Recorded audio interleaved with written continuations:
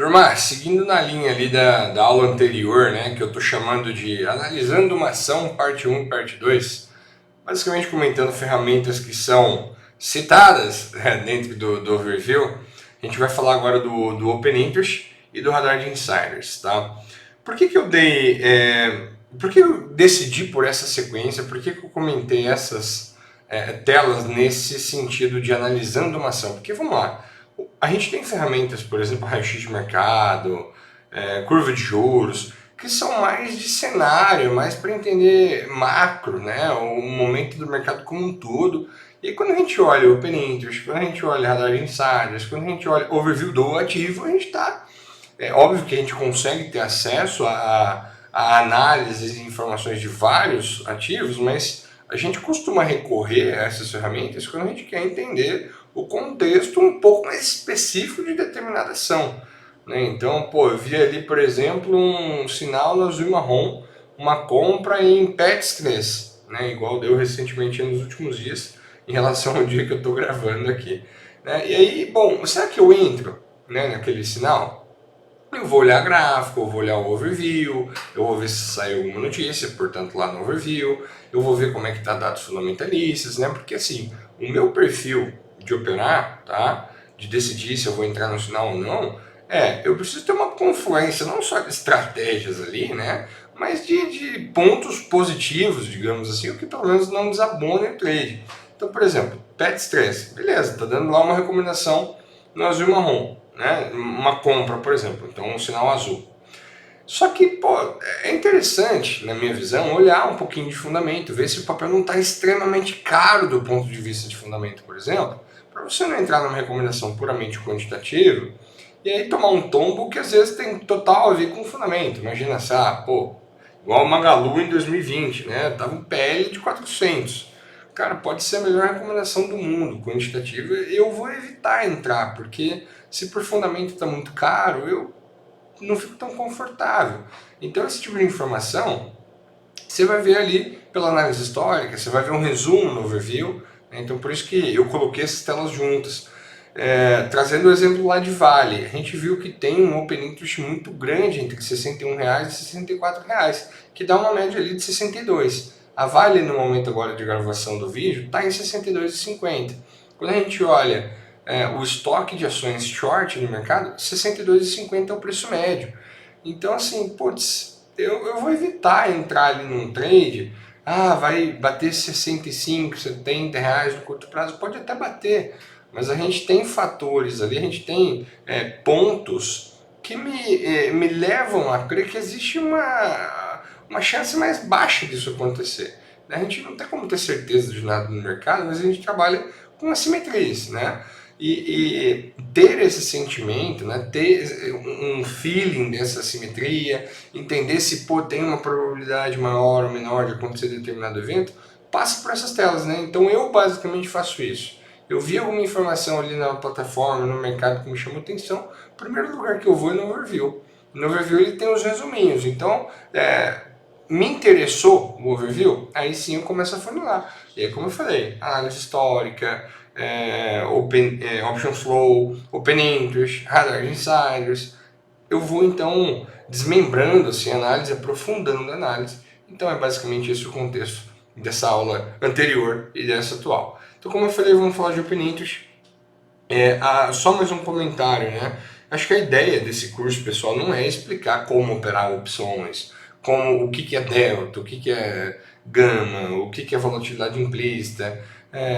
Cara, assim, esse tipo de conceito mais de mercado, tá? Não é o intuito trazer neste curso. Esse curso vai falar de como usar a plataforma Quantity, pressupondo aqui que você já tem um conhecimento de mercado. Agora, se você não tem, se você acha que precisa dar um passo atrás, aí você pode conhecer a nossa prateleira de cursos técnicos, né? Que aí o objetivo, de fato, é ensinar conceitos de mercado, ensinar a operar, ensinar a analisar uma empresa e por aí vai. Tá? Então, eu só estou dizendo isso porque eu vou ser um pouco mais direto aqui, tá? Então, enfim, indo direto ao ponto, finalmente, depois de 5 minutos de vídeo, o que a gente vê no Open Interest? Basicamente um cruzamento de todos os contratos de derivativos em aberto para cada ação. Então você vai ver todas as puts, todas as calls, a divisão de uma pela outra, né, que é o put call ratio, que a gente chama, a puts dividido pelas calls, então você tem uma ideia de magnitude, se o mercado está mais otimista ou pessimista. Tem uma ressalva muito importante, né? Não é porque tem um contrato aberto de put que é uma aposta em queda, o cara pode ter vendido a put, portanto fazendo uma compra sintética ali no ativo. Então, de novo, não vou entrar muito nessas tecnicidades, mas é aquilo, tá? É melhor ter um dado do que não ter nada. Né? Depois a gente vai aprofundando, tentando entender se o cara está comprado, vendido, e isso e aquilo, mas é para ter um cheiro, para ter um termômetro do mercado. Então quando você entra nessa tela, você vê aqui um raio-x dos setores, tá? E aí vai mostrar um put call ratio médio de cada setor, tá? Com uma escala de cores, quer dizer, os put call ratios mais pesados, eles mostram que a gente tem mais puts do que calls. Né? Nesse caso aqui, consumo cíclico, quase 6, o PCR médio é uma média simples, tá, do setor. Então quer dizer, para cada call tem 6 puts, em média. Né? Então isso tende a ser mais negativo. Agora, para transporte, vai entrar ali Azul, Gol e por aí vai, o put call ratio está mais baixo. Quer dizer, então aqui no meio é 1/2, né? Então para cada put tem 2 calls, tende a ser um cenário ali mais positivo. E aí tem os neutros, né? Geralmente a literatura fala que o neutro não é exatamente 1, porque como o investidor, o ser humano, né, ele tem um viés de compra naturalmente, é natural que, independente da tendência, na maior parte das vezes exista mais calls do que puts. Então o equilíbrio ele se desloca um pouco da região do 1, seria alguma coisa ali por volta do 0,7. Né? Então se a gente pudesse falar qual está mais neutro ali de fato, utilidade pública e petróleo, gás e biocombustíveis. E aí o resto ele está ali no range. De novo, não é uma ciência exata, né, pessoal? A gente tem que tentar entender contexto. Mas enfim, você pode selecionar o setor que você quer ver. Né? Então aqui consumo cíclico 5,72. A gente vê que basicamente tem duas ações jogando isso muito para cima. Né? Aqui nessas colunas a gente está falando de put call ratio. Né? Então 30 dias ali, o put call ratio de ZAMP3 estava 0,06. 7 dias atrás foi para 100 e hoje está 91,09. Quer dizer, então aumentou bastante. Né?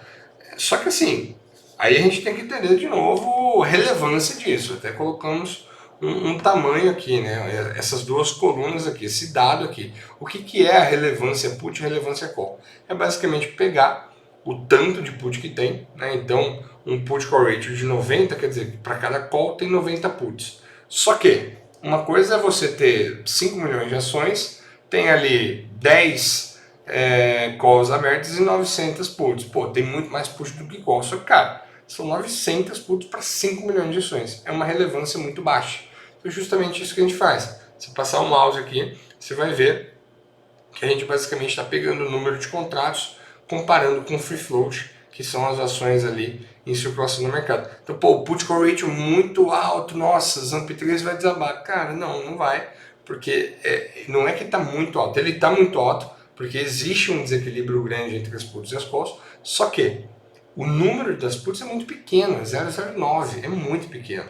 Então eu dou muito mais atenção, por exemplo, a um put call ratio aqui de soma 3 de 1,64, que é 8,5% do free float tomado em put, do que esse número aqui. Entendeu? Então é uma análise conjunta que a gente tem que fazer, e aí a gente consegue perceber também que esses dois ativos isoladamente, com uma relevância muito pequena, estão distorcendo esse indicador. Então, de novo, tem que abrir, tem que olhar com detalhe, por aí vai.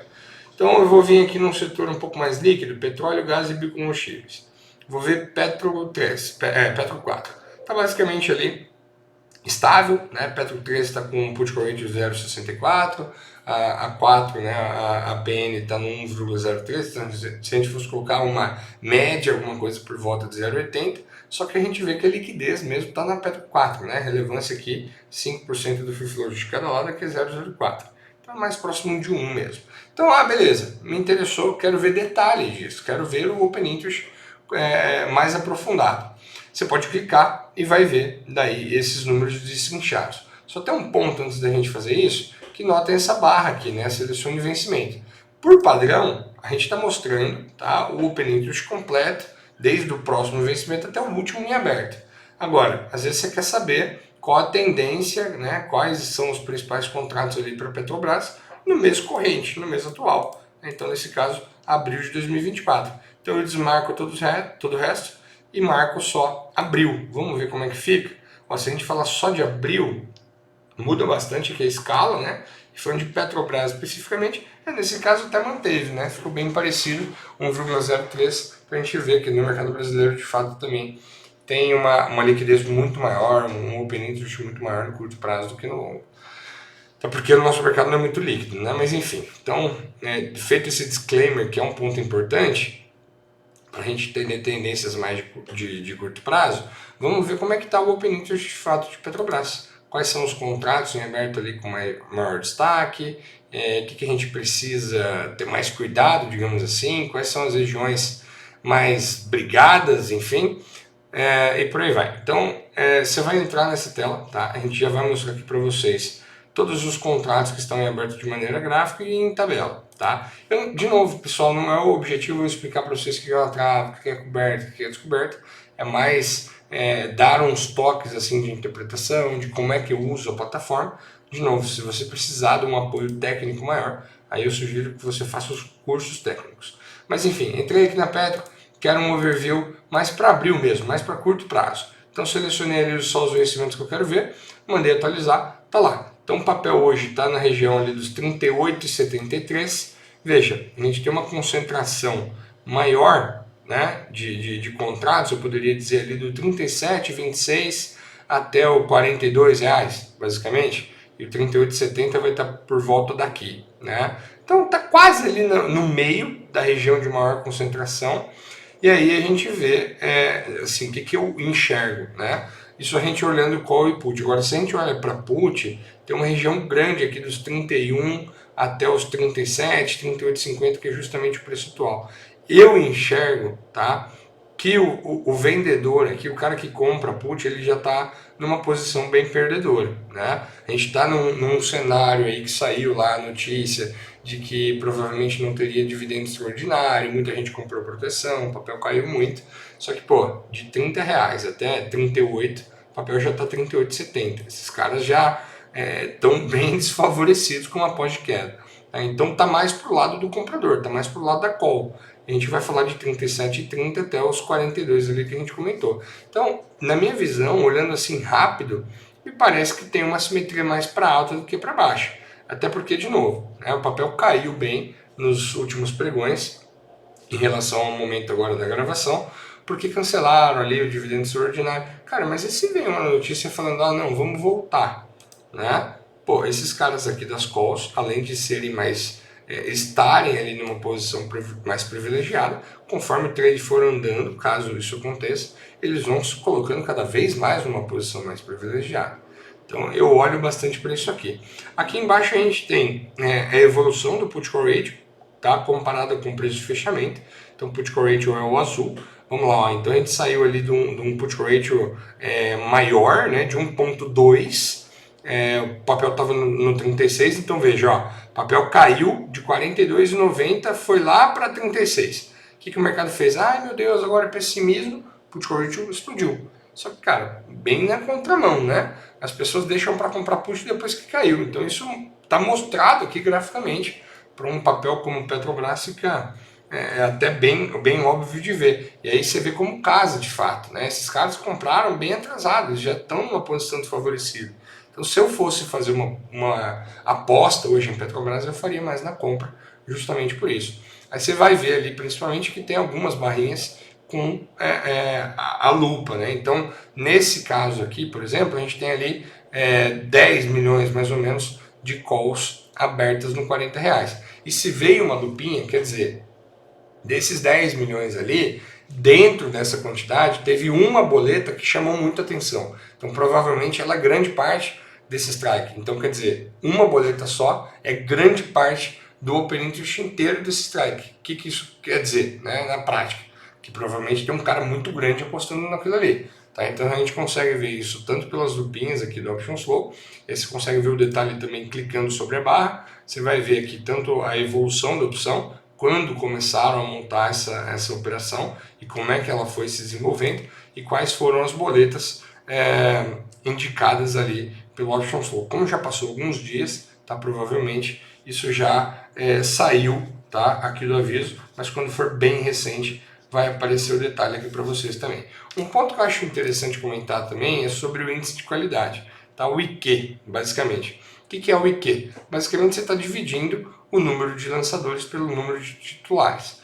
Como é que a gente interpreta isso de uma maneira mais direta, tá? Vou pegar aqui um exemplo de um IQ mais alto, tá? Então vamos ordenar e olha só, 13, IQ 13, né? O strike aqui de R$ 60 com 3 milhões e meio de quantidades. Você teve que ter 80 lançadores, né? Então esse cara para 6 titulares, né? Então, ou seja, essas posições elas estão nas mãos de poucos players, tá? Provavelmente ali alguma gestora, né?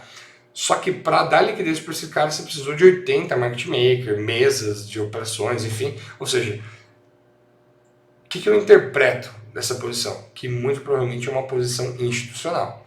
Né? Um cara grande, então essa posição grande, numericamente, 3 milhões e meio, ela está na mão de poucas pessoas, então são pessoas com bala, que de tão grande que precisou de várias pontas dando liquidez. Agora o contrário também às vezes é verdade. A gente tem ali um strike no 36, por exemplo, com 140 pessoas titulares, ou seja, tem 937 mil contratos. Mas se a gente for ver, são 147 pessoas, indivíduos, players, pode ser institucional, pessoa física, o tamanho médio de cada um é pequeno, né? Então esses caras têm pouca bala na agulha, né? Então 2 caras aqui, por exemplo, deram liquidez, 2 market makers, ou enfim, contrapartes no geral, deram liquidez para sardinha, né? Então eu tendo a dar mais credibilidade, né? A dar mais peso nas minhas análises para IQs maiores do que para os menores, justamente por esse motivo, tá?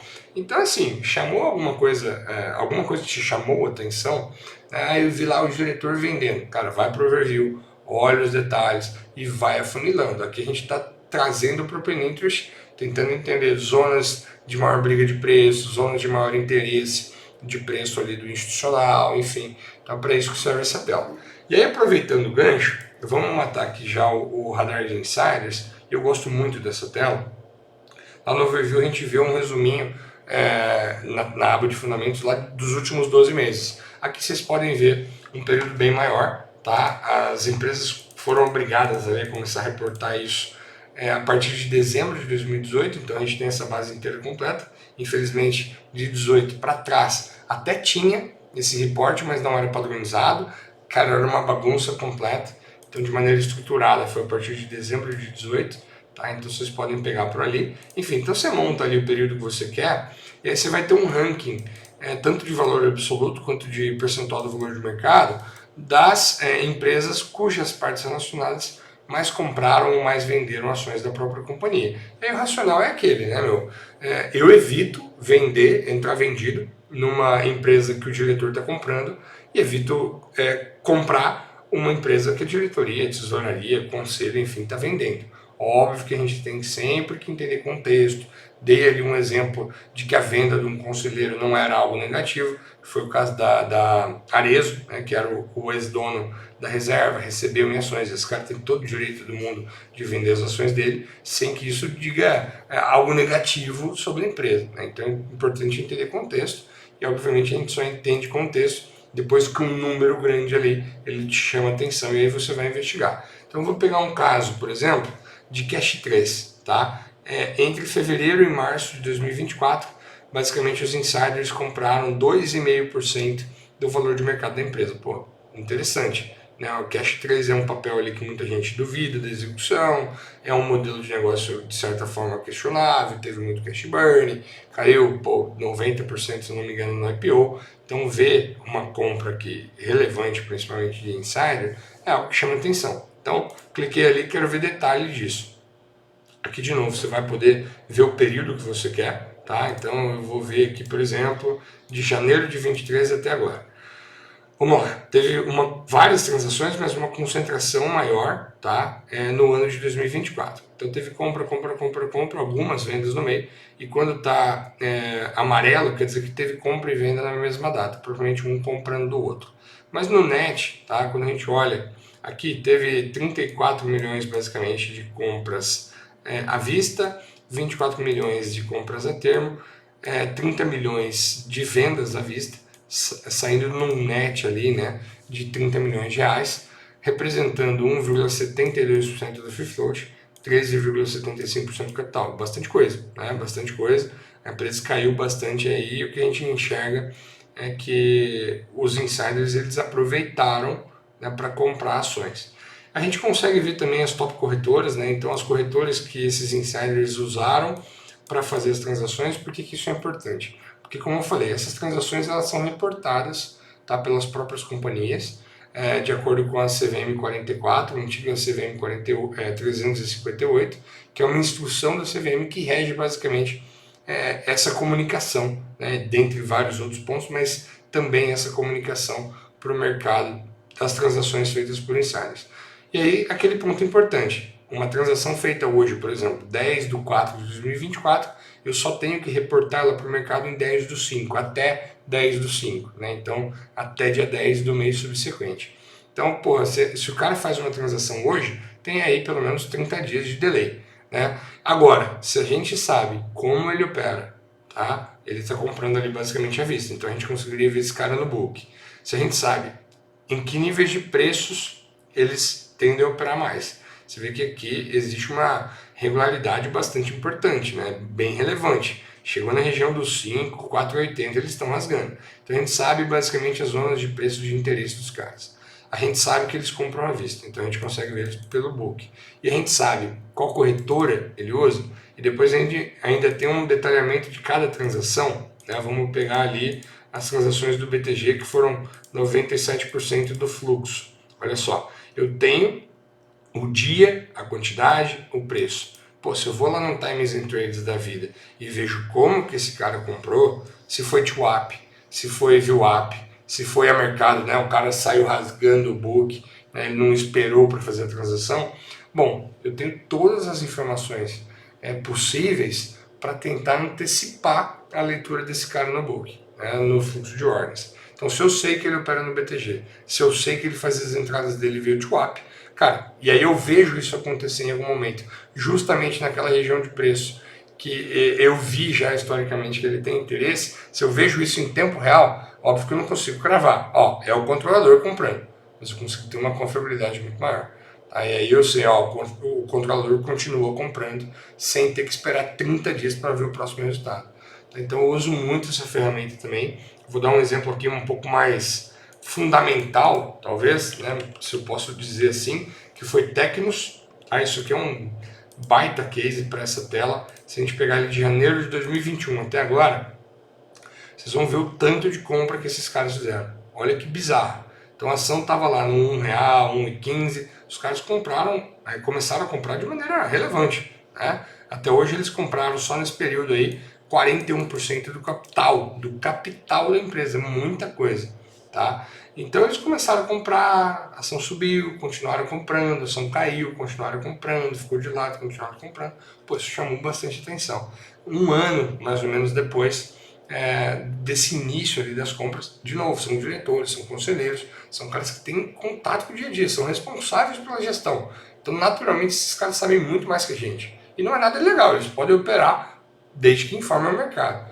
Então, eu me apoio nessas análises. E aí, um ano mais ou menos depois que eles começaram a comprar, começou a sair resultados melhores da empresa. Então, provavelmente esses caras sabiam disso, né? E quem aproveitou esta informação para ir junto com os caras, pô, saiu ali a cotação de R$1, chegou ali no patamar de 4,50, 4,57 atualmente, né? Multiplicou 300%, né? Multiplicou por 3, mais de 3, né? Então, cara, é bastante interessante esses dados. Eu gosto bastante de seguir o radar de insiders. Agora, de novo, né, a gente usou um exemplo, dois exemplos positivos, vai ter exemplos ali também um pouco mais negativos. O Lupatec foi um deles, né? Pô, a ação saiu de R$12, R$11 para 1, 2, 3, e aí a hora que chegou nesse patamar, em vez da diretoria, das partes relacionadas comprarem, eles foram lá e venderam.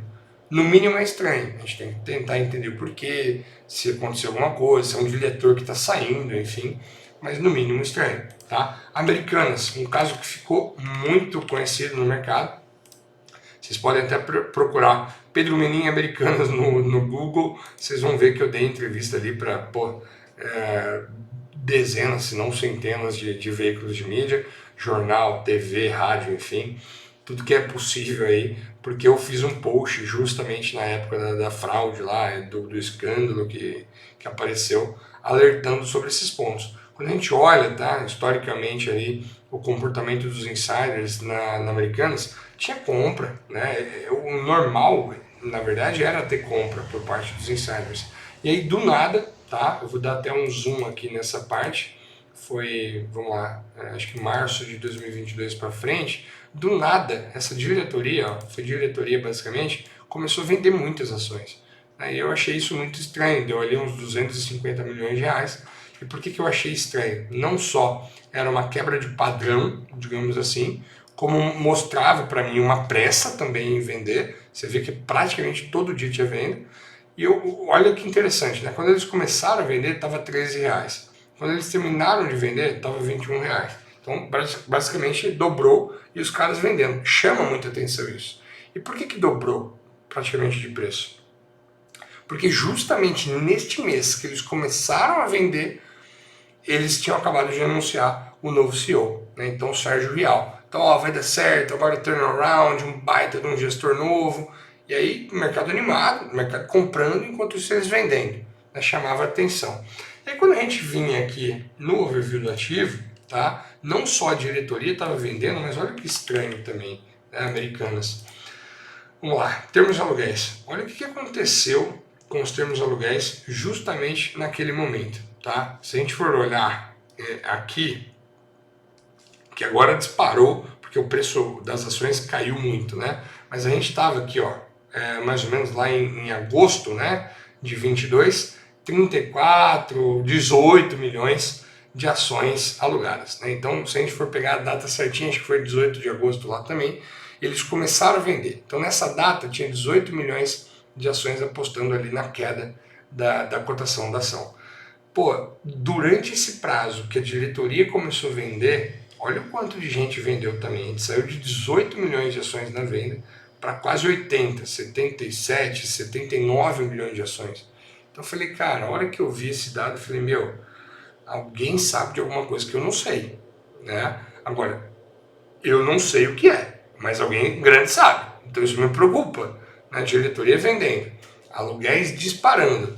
Quando a gente vinha aqui, lá em janeiro de 2023, finalzinho do ano de 2022, muita put aparecendo. Muita put aparecendo. O Options Flow começou a pegar muita operação em put de Americanas, que é um papel que não tem liquidez em opções, nunca foi de ter muito. E aí naquela semana, naquelas últimas semanas antes da fraude, começou a ter muito. Então, cara, isso chamou muita atenção. Eu não sabia o que estava acontecendo. Eu sabia que tinha alguma coisa acontecendo. Então, no mínimo, você tem que passar longe desse papel, né? Se possível, fazer uma aposta junto ali na queda, comprar uma put ou vender o papel à vista mesmo. Mas vejam como é interessante, né? Como a gente, saindo um pouco da teoria, colocando prática, como que a gente consegue tomar decisões muito boas, tem insights muito bons, olhando para as ferramentas da plataforma. Tá? Então a gente falou basicamente um pouquinho mais do overview, falamos de novo, falamos um pouquinho mais, né, melhor do Open Interest do Radar de Insiders, e aí eu acho que a gente fica bem coberto aí de análises um pouco mais intrínsecas a papéis. Eu queria passar só mais uma última ferramenta, que eu acho que tem bastante a ver com esse contexto de overview, né? Porque eu estou falando para vocês várias vezes. Pô, alguma informação te chamou a atenção na plataforma sobre algum ativo em específico, vai e veja o overview dele. Então tem mais uma ferramenta que eu olho bastante, que acaba sendo ali um radar de oportunidades, tá? Para eu ver alguns destaques, algumas ações que estão me chamando a atenção, estão chamando a atenção ali no pregão atual ou nos últimos pregões, para daí sim ver o detalhe dela. E aí basicamente é o AVAT. AVAT é um acrônimo, né? Acrônimo é tipo uma sigla, né? Então é o acrônimo de Average Volume at Time. Basicamente média ponderada aí pelo tempo. E basicamente como é que ele funciona? Imagina que agora sejam 10h40 da manhã, tá? O mercado abriu às 10 em ponto. Ele vai pegar o volume das 10 às 10h40 e comparar este volume com o mesmo horário, a mesma janela temporal em dias anteriores. Então os primeiros 40 minutos de pregão com esta mesma janela nos pregões anteriores. E aí a gente vai ver, por exemplo, que Rio 3 estava com 136% do volume médio nesta mesma janela em comparação com os dias anteriores. Pô, é mais que o dobro do volume. Tem alguma coisa ali. Tem algum player relevante entrando, alguém que de repente vai começar a fazer uma compra grande, vai fazer um fluxo grande, né? Então, ó, me chamou a atenção, tem alguém grande comprando retrace. Vou lá no overview e tento entender como é que está o gráfico, como é que está o fundamento, se saiu fato relevante, e aí isso justificaria ou não, né, essa subida. Então olha só que legal, o papel fez fundo, né, rompeu ali a média, superou um topinho aqui que estava tentando superar, bateu, voltou, agora rompeu. E ó, então rompeu com um volumaço. Isso aqui me diz bastante coisa. Aí a gente vê que tem uma região de topo ali no 23,75, 24,50, que mais? 23,90. Pode ser que ó, rompeu, a gente talvez busque esse 23,90. Então quero seguir, né? Eu comecei a olhar para esse papel justamente porque eu vi que tinha um volume relevante. Né? Então olha só, recomendações que a gente tem em aberto: 23,45, 23,48, 24,67. Pô, eu vou nessa aqui, tá? Então você já tem entrada, stop alvo, obviamente, entrada 22,83. Você viu ela no 23,27, você vai pagar mais caro. Mas o alvo é 24,60. Pô, legal, né? Então você já pode ir nela. Então o Avat, ele tanto me ajuda a, olha, tem alguma coisa acontecendo ali, vai investigar com mais detalhe, quanto também me ajuda a entender intensidades de movimento. Então, por exemplo, CVC caiu 2,60, tá? Só que fez basicamente 50% a mais do volume. Né? Então imagina que ela negocia em média 10 milhões, e nesse pregão ali que ela caiu bastante, relativamente bastante, foi essa que mais caiu no dia, ela negociou 15 milhões. Pô, é um número, né, que chama atenção, é um número maior. Agora, às vezes vai acontecer, isso acontece bastante, do papel cair 10, né, e com 500% de distorção. Pô, então quer dizer, caiu 10 e foi um fluxo pesado mesmo. Não é o que a gente chama de, caiu sem volume. Não, caiu com volumaço. Então essa é uma queda que tende a continuar nos próximos dias. Agora, o papel caiu ali 6%. E a distorção em MM3, né? Então a comparação do volume de hoje com os últimos 3 dias está a menos 30. Quer dizer, um volume mais baixo do que a média dos últimos 3 dias. E caiu muito, caiu sem volume. Esse é um papel que a gente pode começar a tentar uma compra, né? Um pullback, hoje pelo menos manter no radar, para um eventual, se sair na zona marrom eu vou entrar, tá? De repente chegar ali numa região de suporte eu vou entrar, porque está caindo sem volume, né? Então é importante entender essas magnitudes de movimento, tá? A importância, o quão o mercado participou desse movimento, de fato comprando muito mesmo, ou vendendo muito mesmo, para justificar aquele movimento naquela intensidade. Um caso bom aqui, por exemplo, Vamos, né? Subiu 5,5%, só que o volume totalmente em média. Né? Então, uma alta ali bastante relevante, só que não teve muito volume. Né? Então é uma alta que eu não coloco tanta fé. Vamos olhar o overview da Vamos 3, né? Vamos ver como é que está gráfico e tudo mais. Olha só. Basicamente isso, né? Papel lateralizado, tá? Desde ali de meio de janeiro até agora. Subiu pra caramba. Cara, subiu dentro do caixote, não rompeu nada, tá dentro do caixote. Precisaria subir ali mais uns 5% para chegar na região de rompimento.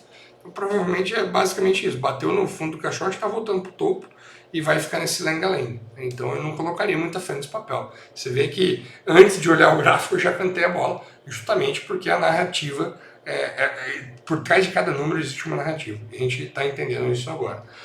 Mas é isso. Vou terminar essa aula por aqui também para não ficar tão grande, passou de meia hora e a gente vai matando mais telas nas próximas aulas. Espero que vocês estejam gostando, espero que ajude bastante vocês e vão deixando feedback, tá? Bastante importante para nós. Um abraço, pessoal. Obrigado por mais uma aula aí. Tchau, tchau.